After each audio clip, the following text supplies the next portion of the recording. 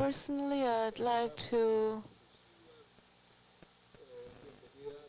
give a very warm welcome to the Technical Vice Minister of Finance. While he has been in office, we've developed a very fruitful relationship from the insurance sector with the Ministry of Finance, and he has been responsible of that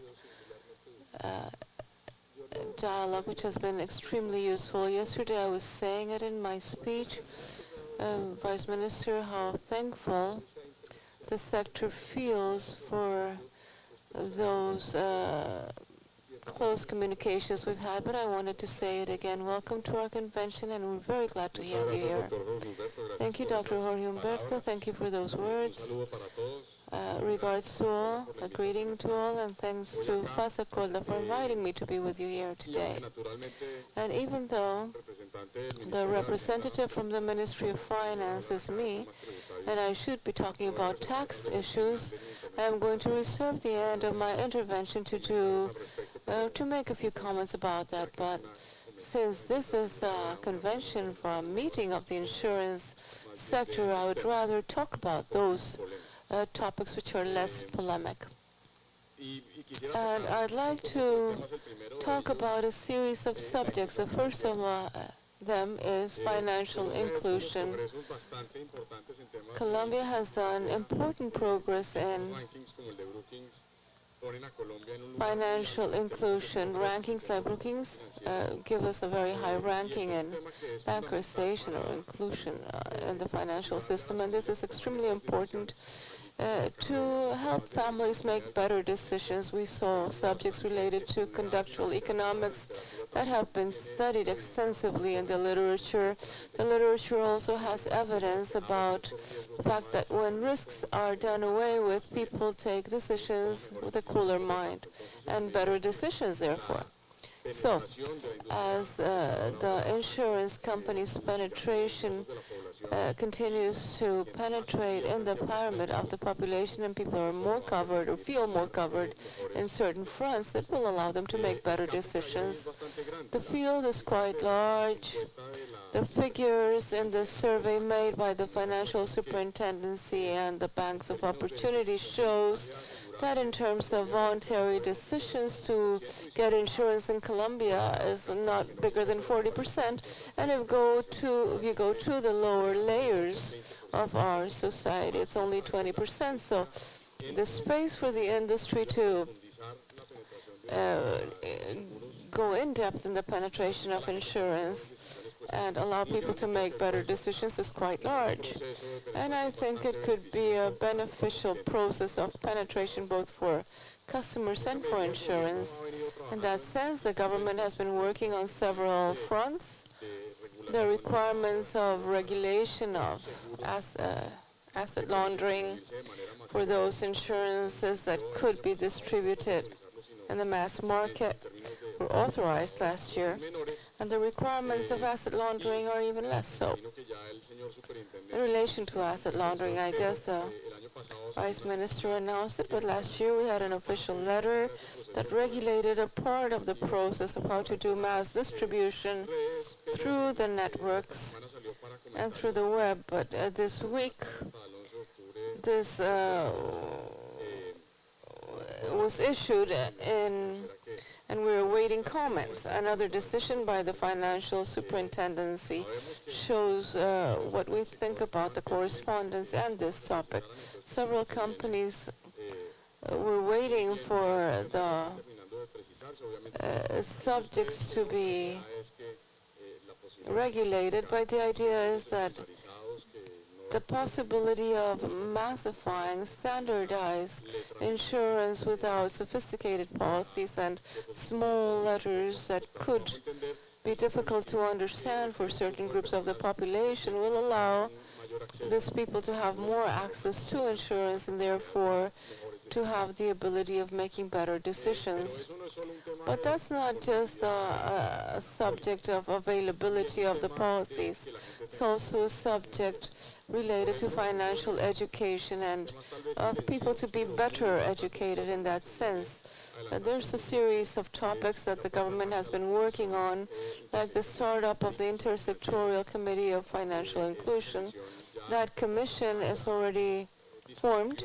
It already discussed and started a dialogue with the private sector on the contents of a national strategy for financial inclusion, and it has a starting point for developing the strategy. This is a very important topic because it's about ensuring the fact that people throughout their cycle of life, from the time when they're in school until they have retirement, or they're enjoying their retirement as elderly, could make good financial decisions throughout their lives. So this is a subject that's not easy.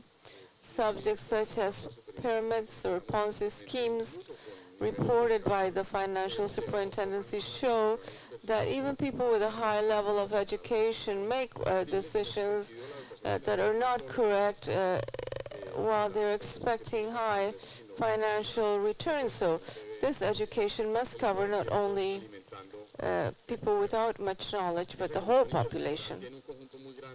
This intersectorial committee includes several agencies: the Ministry of Finance, the one of Agriculture, of Trade, of Information and Technology, the Central Bank, National Planning, but it has a consultative committee where there are a series of associations, Fasecolda, Asobancaria, FENALCO, which will play an important role in the development of this initiative, because financial education, which we could understood as a duty of the government, it's not something that the government can do by itself and to do it permanently if it doesn't have the participation of the private sector.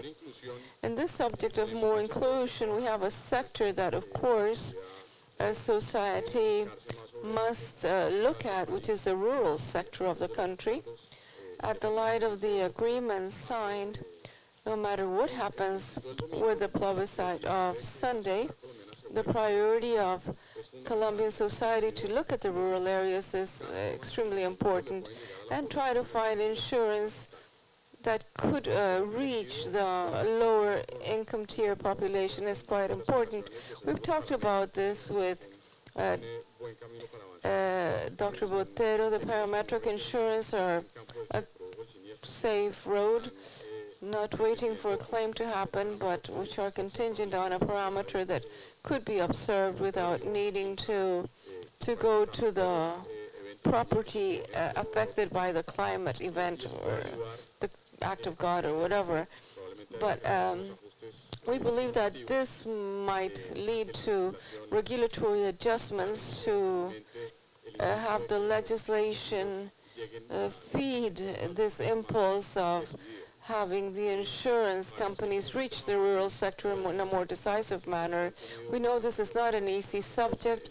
There have been companies that are more willing to go into this type of business, not the parametric ones, but to insure agricultural activities and livestock activities in general. And we believe that we have to create more beneficial conditions for other industries to come in, and the ones who are already there to do it in a more comfortable manner. So in this sense, it's good news to know that FINAGRO created the unit of agricultural and livestock risks. What they try to do is to reflect the work of the academy and the associations who are doing research on agricultural and livestock risks. What's the best way to get information on the risks, how to analyze them, how to manage them. We believe that that institutionality that has been created in FINAGRO has the potential from here on, and the fact that FINAGRO will do a survey trying to identify the demand for insurance in the rural sector and to see what products or what arrangements have to be done or what adjustments have to be done on the existing products so that that demand can fit better the expectations of the farmers. In prudential terms, and I'd like to give special acknowledgement to the financial regulation unit and to David Salamanca and to the financial superintendency who have done work with a very ambitious agenda. In terms of the regime of investment of institutional investors, there has been progress made. In the recent past, we issued a decree that regulates the regime of investments of institutional investors in the case of pension funds. It's up for discussion now, and the regime for the institutional investors in the area of insurance is about to be issued. This is important because one of the topics that should be of concern at the financial ministry is the savings of people in Colombia for their retirement or the reserves of the insurance companies. What is the long-term returns they'll have, and to offer the possibility of having new assets that have a greater return and controlled risk where the pension funds and the insurance companies could invest. That would be quite important. So we've created, in addition to the traditional assets, a possibility of having alternative assets indicators tied to commodity prices or to shares or funds that might represent indicators. We also have the funds of private capital in property issues. We have the hedge funds. There is a possibility that we have to explore in order for us to know what the risks are about, but we have to open ourselves to that risk and to know that the reserves of the insurance companies and the savings of Colombians should have a better return in the future and therefore greater coverage. And something that's important as well is that an admissible asset for investment should be the premiums to be collected, which is a subject that had been requested, or a topic that had been requested by the sector on several occasions. A subject where we've done a lot of work, but we still have a lot of work to do, is the one of ensuring labor risks. Here, undoubtedly, we have a topic of concentration that's quite complex. There are more or less 600 activities classified within this subject of labor risk. 300 are very much concentrated. Many people are affiliated to companies that have a concentration of high risks, and the public insurance company, Positiva, is the most extreme example of this. It's not the most extreme, but it is complex. So there are different subjects we have to work on, because as I said, this is something we've been working on, but most of the task is ahead. There is a subject related to operational costs derived from the fact that when the person pays a contribution, the contribution has to be done to the PILA. They have high operational costs, and this is a subject we've discussed with Jorge Humberto. It has not been easy to issue a decree that regulates and reduces the operational costs of PILA by reducing the mandatoriness of the assisted form, and to allow people to do it online and companies to do it online. Apparently, even though we've announced it several times, perhaps the decree is almost ready and we will be able to do it now. We'll be able to send it to the presidency for its issuance. But this is one of the aspects that we must handle. What is the operational cost you incur into when you affiliate people? On the other hand, the problem of the concentration of risk is that when the concentration is concentrated on high claim areas, or when those risks, or the risk of affiliating that person who participates in a risky activity does not have enough remuneration. This is work being done by the university and they have been hired by the Ministry of Labor to see which activities have to be reclassified, especially those activities in a minimum or low risk rank must be reclassified, and when they are, they will be insured probably with a higher tariff that will remunerate risk in an adequate manner. There is a subject on a different channel, which is a variation of the contributory rates. Even though I classified in an activity that has a higher risk, there is a possibility of varying the payment tariff. And what we've talked about with the industry, with Dr. Jorge Humberto, is that the deconcentration of those risks have to go through an adequate remuneration of remaining with that risk.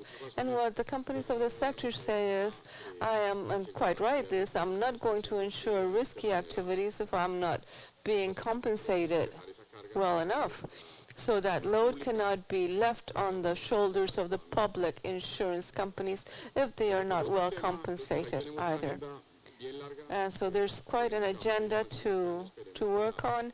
We are doing progress. We hope that this year what the National University is doing for the Ministry of Labor will be completed, and next year we might take actions based on the proposals of reclassifying activities. As to annuities, well, we've done a lot of work.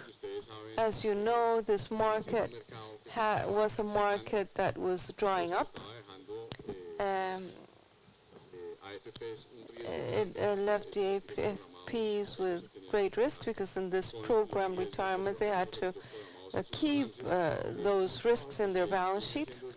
And some work that we've been doing for quite a lot of time is how to generate a new dynamics for the annuities market, or for the long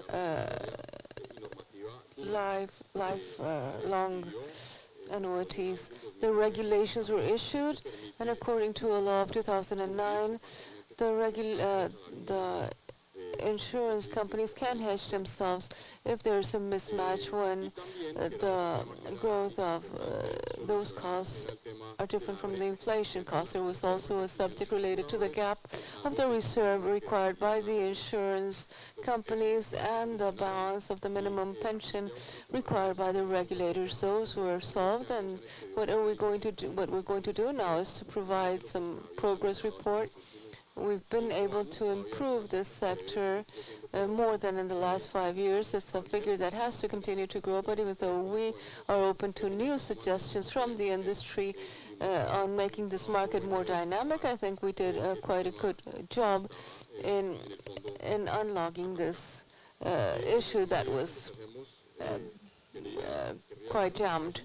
And I'd like to invite other companies in the sector to come into the market, because this 1,200 that have just been issued are not homogeneously distributed among the ones who could take a part. So please study this figure. If you think it should be improved, tell us, but we believe that there's a strong framework that will allow the market to grow more. And I would like to, in part, responding to the words of Dr. Jorge Humberto, I'd like to highlight the work we've done with the industry. Fasecolda is a very important partner for the government.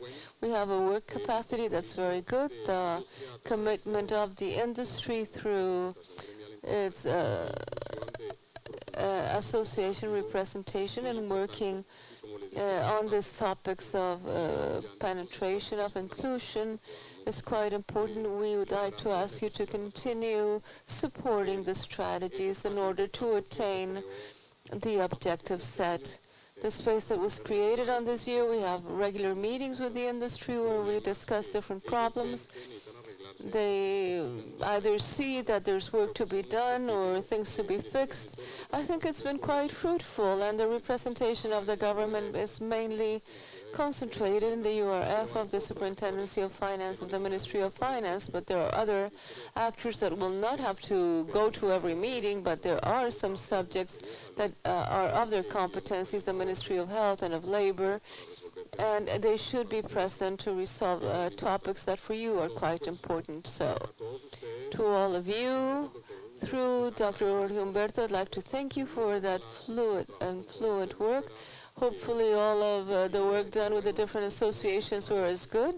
Does not mean that we don't have difficult discussions where there might be differences between the government and the members of the associations, but the way we've approached the work has been very good, and the effort done by Dr. Jorge Humberto must be rescued.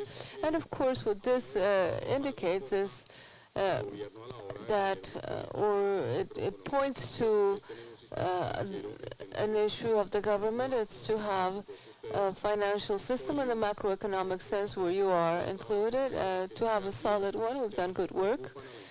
There are some topics that are of concern to the insurance industry related to health that we have to discuss and work on.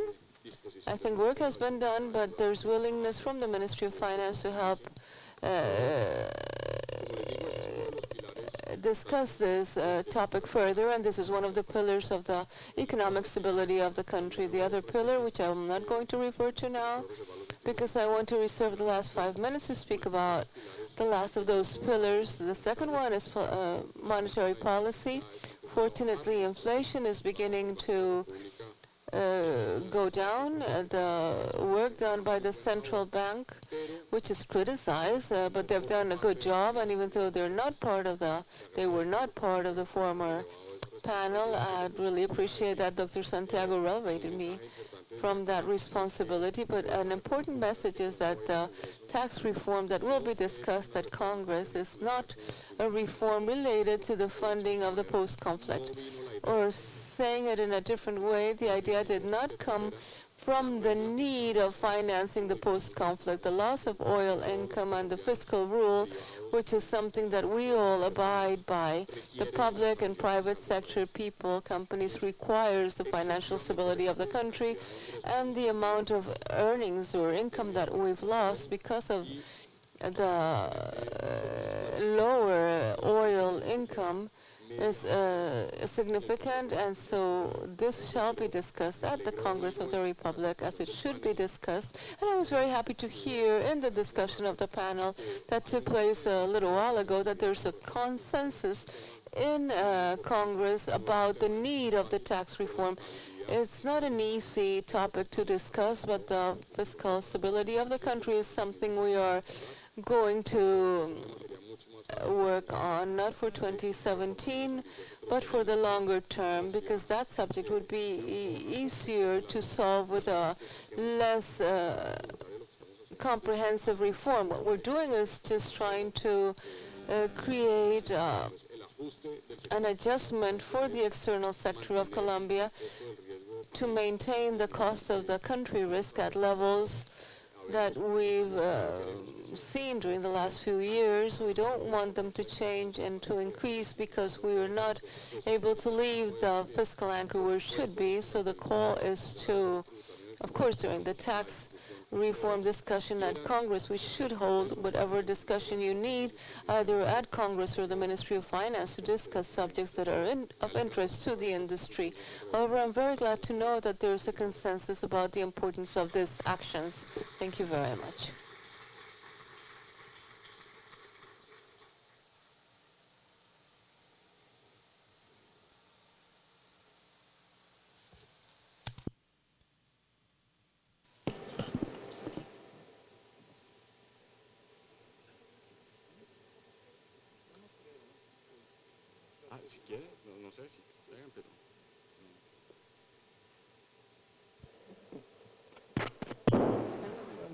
No tenemos previsto espacio para preguntas. There's no time for questions foreseen, but of course the Vice Minister is willing to answer any question or to listen to any comment from the public if there were any. There being nothing else, I'd like to thank him for his presence, for his willingness to talk to us about the topics of concern to the insurance sector and to make the effort of coming and leaving on the same day. Thank you, Mr. Vice. Data Crédito Experian ofrece soluciones especializadas para aseguradoras. Solución para calificación de intermediarios. Permite a las aseguradoras calificar el comportamiento crediticio y comercial de sus intermediarios a través de información relevante y veraz y dando cumplimiento con la circular número 050. Solución para suscripción riesgo personas. Aporta la información de comportamiento crediticio como variable relevante en el proceso de fijación de precios. Solución Sarlaft. Agiliza el proceso de captura y actualización de datos, dando cumplimiento a la normatividad de conocimiento de clientes. Solución Suscripción Cumplimiento. Permite agilizar la suscripción de las pólizas de cumplimiento, a partir de la información que suministra sobre riesgo crediticio y comportamiento comercial. Solución Segmentación. Incorpora variables de estilo de vida y nivel de endeudamiento para el diseño de campañas más focalizadas y efectivas. Solución Identificación de fraude. Genera alertas al momento de la suscripción basadas en los hallazgos de la información.